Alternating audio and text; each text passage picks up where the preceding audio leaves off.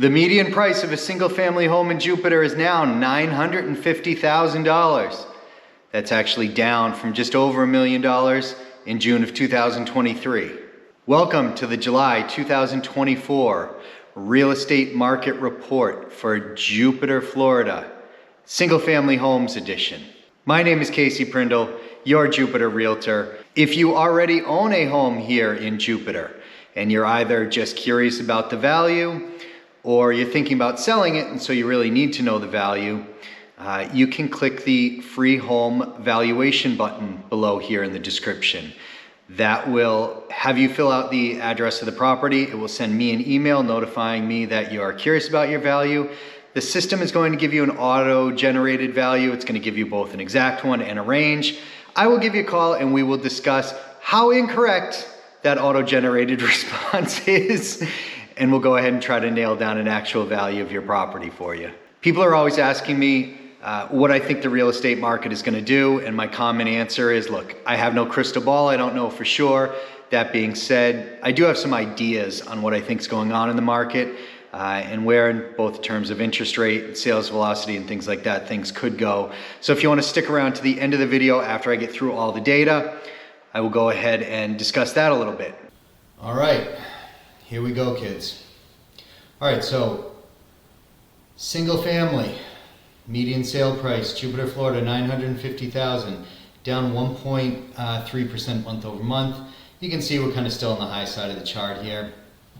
One thing I do want to point out now, you see, if we're here, right, anything above here, like these people, or anything above here, these people, what that represents right now, they're trapped sellers, right? They've paid more than is likely that their home is currently worth. So they're underwater. Mix that together with the fact that, you know, a lot of people have 3 or 4% interest rates, and that's what's making it hard for a lot of this inventory to move. So just kind of keep this in mind. If we move further down on this chart, it's going to represent more and more trapped people. So hopefully we stay on the higher side of median, because that's kind of the risk is once again the people that end up trapped, which is not the greatest situation for anybody. All right, let's click over to number of properties sold. All right, so 62 sales. Look, here's something kind of scary, I think. So I like to benchmark year over year a lot, because due to seasonality, the amount of home sales, generally speaking, should be about the same in 1 month on a given year to the next month of a given year. You don't want to see too much rocking and rolling, because that kind of eliminates some predictability. But look it up here, we had 113 sales. We're down to 62 sales. So month over month, that's alarming, right? Almost 24.5% decrease month over month in the number of sales. But if you go from the 113 down to the 62, it's about a 45% decrease year over year in the total number of sales. So again, if you're a single family home seller, this kind of has to give you pause. Basically what it's saying is, you know, it's not going to be as easy to sell right now as it was a year ago. So you just kind of got to know that going in. That should give you a good idea or help guide you on where the market is anyways. So this is something to really pay attention to, is the total number of sales. All right, average list to sales. For those of you that don't know, the average list to sales price is where a property sold in relation to where it was listed. So if this number dips way down, then that means that there's a lot of room for negotiation, means that sellers are really willing to work with buyers. It also may mean that sellers missed the mark. When they listed their property, they listed too high, subsequently had to do price reductions. So the lower this gets, the better for buyers and kind of the scarier for sellers. We've been, I mean, outside of a peak here, we've been relatively level. Certainly, again, you know, I pointed this out before, we're not in the times where if you're selling at 101% of list to sold ratio, it means there's multiple offers and everything's selling over listing price. Clearly not happening anymore, right? So if you still think we're up here in the market, we're not. I think this is a net positive, honestly, because what it means to me when we get down here a little bit more is that it means sellers are more cognizant of the fact that the market has pulled back, and they're working with buyers to make offers work instead of just leaving things on the market and having everything sit. So I don't see this as a bad sign. Of course, if we keep dipping on further down here, not going to be the best news for sellers. Going to be a net positive for buyers, but we'll see what it all does. Median days on the market. Before we get into that, let me step aside here. If you are considering buying a property in Jupiter, please do one of two things. Either click the book a call button below here in the description, book a call with me, tell me where you're at in your search, what you're looking for. I'd love to help you out. Or if you're just kind of looking around at properties and you want to raise your hand a little bit and have me look at the same properties that you're looking at, and maybe we have a conversation surrounding that, you can go ahead and click the home search button down here, and it will bring you to my website where there's a home search just like any other home search that's out there, only this will let me know a little bit better what you're looking for so I can look at the same thing as you. But please don't be shy if you're considering buying, whether it's next week or next year. Start the conversation with me sooner rather than later, all right? All right, let's go on. Median days in RPR, 50 days. So, median days on market. This represents how many days a property was active, how many days it was actively listed for. So this is just the time when it went from active to pending. This does not include all the time that it takes to sell the property. So this 50 days is not inclusive of, say, a 30 or 45 day contract period. That's going to be on top of this 50 days. So if you're trying to figure out how many days it may or may not take to sell your property in Jupiter, know that you're going to have to take 50 plus whatever it is on the contract. The higher that this goes, the better it is for buyers, basically because it means they're not pressured to make decisions. Things are sitting on the market longer, probably means they have more room to negotiate, more time to make decisions. The lower that this number goes, the better it is for sellers. So again, up 13.5% month over month. It's a decent rise, right? So we went from 42 days this time last year up to 50 days. So, you know, something to keep an eye on as always, but it is an important metric to watch. It's not one of these that I don't pay much attention to. I do pay a lot of attention to median days. Skipping over to median price per square foot. All right, median price per square foot. Still on the high side of the chart here, right? I don't think you can see that any other way.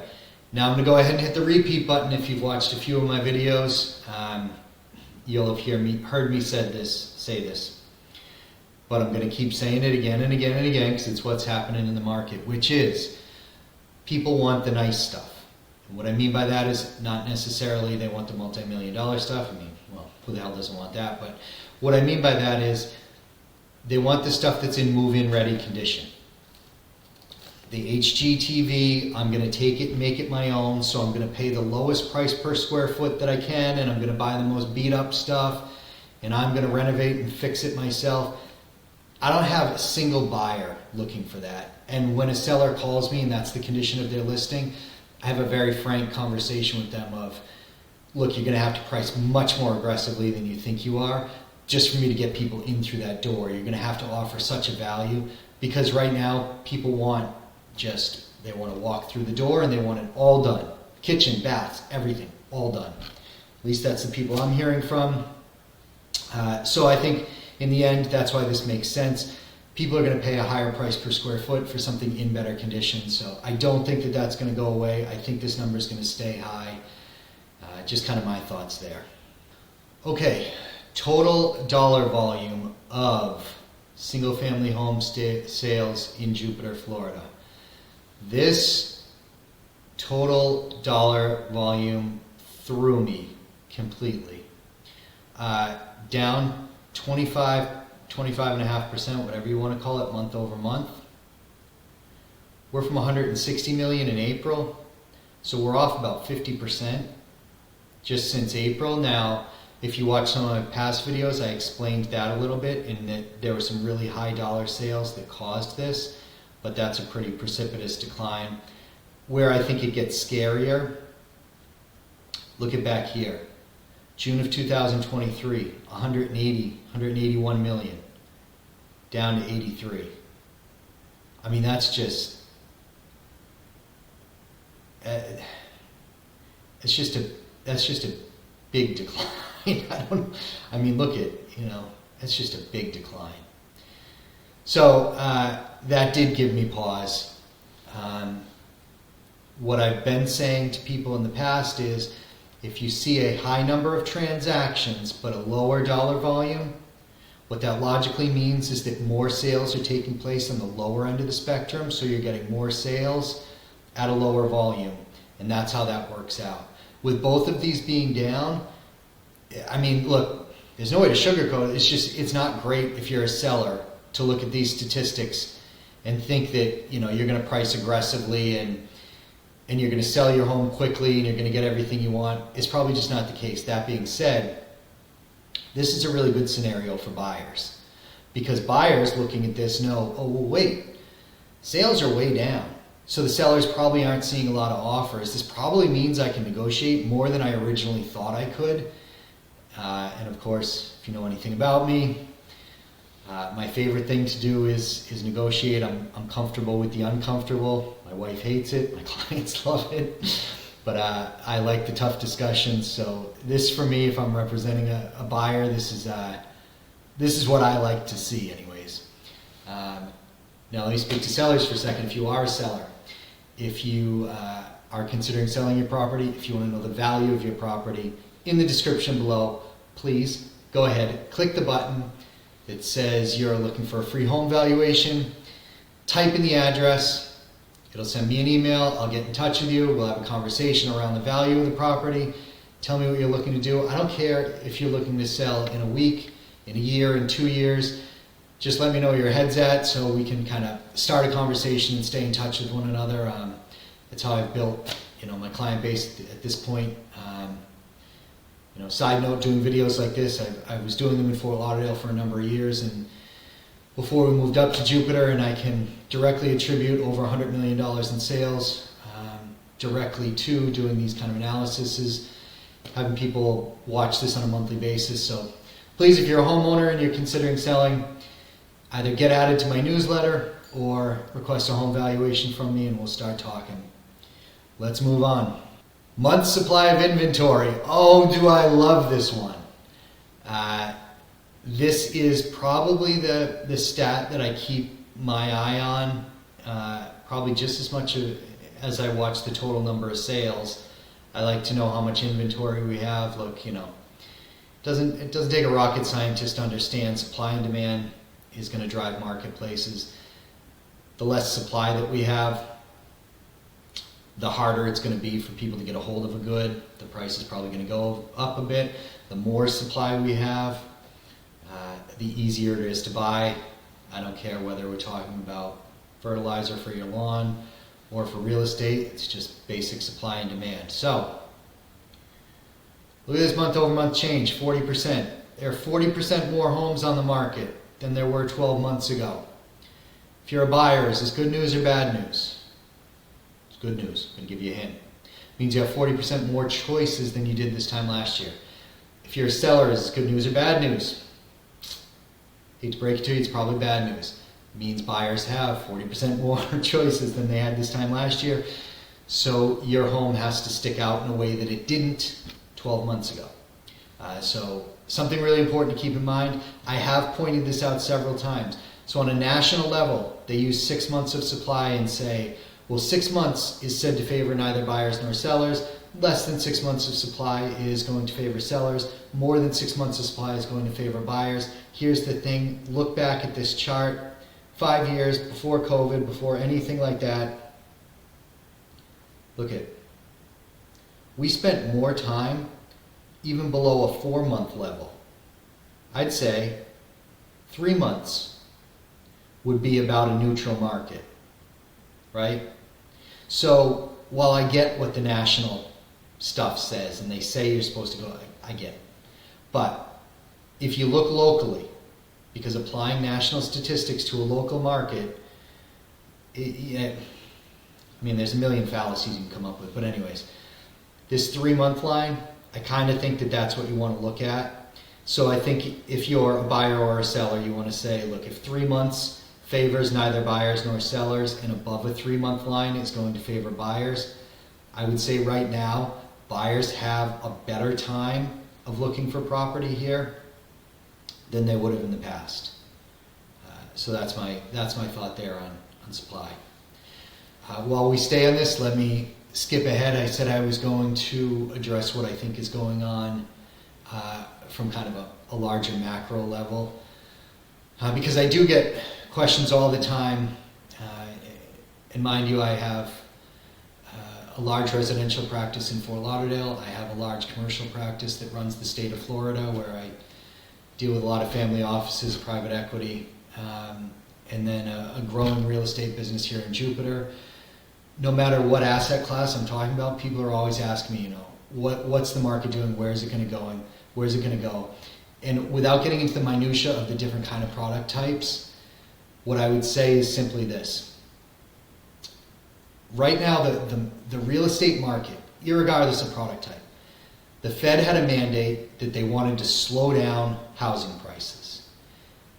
As misguided as I think everything was gone about, it's not political. This is a Fed thing. I think they missed the mark completely. I don't think they understood what levers they were pulling and what was going to end up happening. They walked around and tried to break something, and they broke something.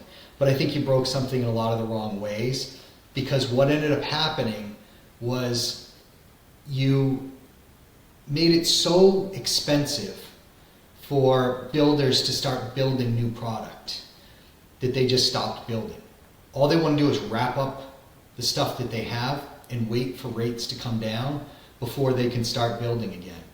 Now, if you want to solve the housing crisis or the affordability crisis or whatever term you want to put onto it, the only way to do that is with more supply. Again, we go back to how simple economics, supply and demand is.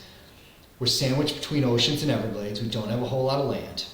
But when you tell builders, I'm going to make it so costly for you to build, either through the cost of goods or through interest rates, and then you constrain that building by so much, eventually they stop building, and you can't control prices, because with no new supply, we have trouble bringing prices down. So now you're going to pull the lever, which I think is probably going to happen, I would guess, in the fall. I think at the latest, first quarter of next year, which is they're going to have to start dropping rates. The reason you're going to have to start dropping rates is, look at housing makes up the biggest component of inflation data. One of the problems also with the jobs that tie into the inflation data is that you have all these construction workers, and I talk to builders every day, all day. I can tell you, they're not adding new units onto the market. They're not hiring new workers. The workers are wrapping up the projects that they have, but they're not coming out of the ground with anything new until rates will come down and until they can get some better pricing. So what I think is going to end up happening is the jobless claims are going to end up getting pushed way up, because a lot of construction workers are being pulled off the jobs. Once they complete them in housing, they're pulled off those jobs, and we have no new jobs coming in, or no new projects coming in to replace them. So I do think that this is going to happen kind of quickly. I think it's going to deteriorate, and I think rates are going to pop back down. When rates pop back down, of course, from an affordability standpoint, if you're a buyer, it's probably going to be better, right? You're going to be able to afford more house, so the rate is lower. The issue with it is, what's going to happen if now all these buyers that are on the sidelines come rushing back in at the same time, because they realize, oh wow, rates peaked, now they're coming down. I'm going to miss the boat if I don't get on board quickly. So that's my kind of overall thesis on what is going on, what's going to happen. I think that's what's going to happen with pricing. Again, if you want to have a larger discussion about what I think is going on with the economics of housing and everything else, call, text, or email me. My phone number and email are kind of everywhere, but I prefer phone calls because that's just my style. So look, thank you for watching. As I said before, I did this on a large scale in Fort Lauderdale and built a large practice down there. I'm aiming to do the same thing here in Jupiter, but what it all begins with is educating home buyers, homeowners, home sellers on what the real estate market is actually doing. That's the goal of this for me.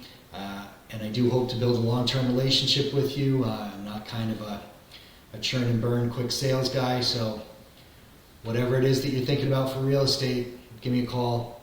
Let's have a conversation, and we'll see you guys next month. All right, take care.